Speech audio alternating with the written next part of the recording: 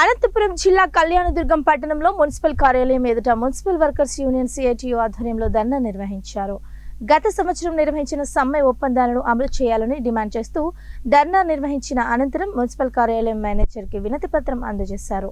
ఈ సందర్భంగా సిఐటియు జిల్లా సహాయ కార్యదర్శి అచ్యుత్ ప్రసాద్ మాట్లాడుతూ గత సంవత్సరంలో 16 రోజుల పాటు నిర్వహించిన సమ్మె సందర్భంగా ప్రభుత్వం ఇచ్చిన హామీని అమలు చేయాలని రాష్ట్ర వ్యాప్తంగా అన్ని మున్సిపల్ కార్యాలయాల వద్ద ధర్నా నిర్వహిస్తున్నామన్నారు.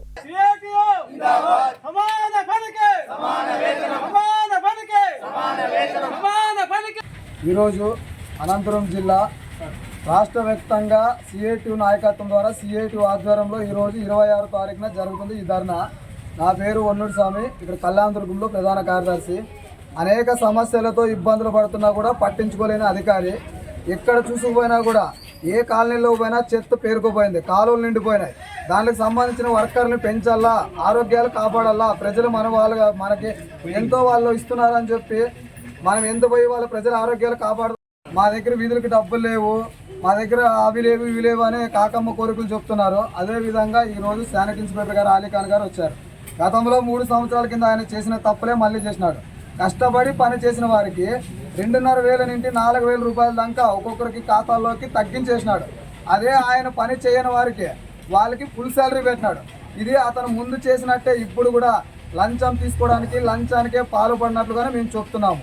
మహిళల పైన అతనికి ఏ మాత్రం కొంచెమైనా శ్రద్ధ లేదు, వాళ్ళ ఆరోగ్యాల పైన కూడా లేదు.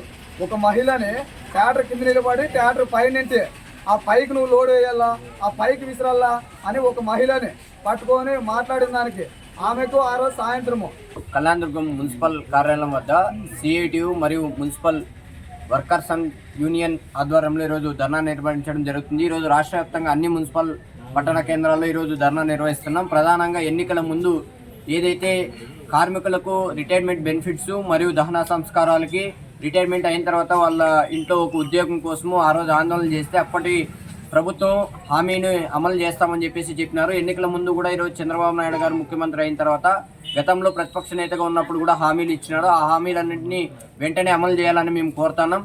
అలాగే జీవో నంబర్ 36 ప్రకారం ఈరోజు ఇంజనీరింగ్ కార్మికులకు కూడా 21 వేతనం ఇచ్చి వాళ్ళకు కూడా రిటైర్మెంట్ బెనిఫిట్స్ ఇవన్నీ కల్పించాలని కోరుతున్నాం. అయితే రాష్ట్ర వ్యాప్తంగా జరుగుతున్న ఆందోళన కార్యక్రమం అనేక సార్లు చేసినా కూడా ఈరోజు అధికార యంత్రాంగం స్పందించడం లేదు. అయితే మున్సిపల్ కార్మికులకు వెంటనే పనిముట్లు ఇవ్వడంలో కూడా మున్సిపల్ అధికారులు నిర్లక్ష్యం వహిస్తున్నారు. వెంటనే వారికి తగిన పనిముట్లు అందించి వారి ఆరోగ్య భద్రత చూస్తూ పట్టణానికి అనుగుణంగా ఈరోజు మున్సిపల్ కార్మికుల సంఖ్యను పెంచి ఈరోజు మున్సిపల్ కార్మిక సమస్యలను పరిష్కరించాలని కోరుతున్నాం. లేని పక్షంలో రాష్ట్ర వ్యాప్తంగా సిఐటియు ఆధ్వర్యంలో సమ్మె చేయడానికి కూడా మేము సిద్ధంగా ఉన్నామని రాష్ట్ర ప్రభుత్వానికి హెచ్చరిస్తున్నాం.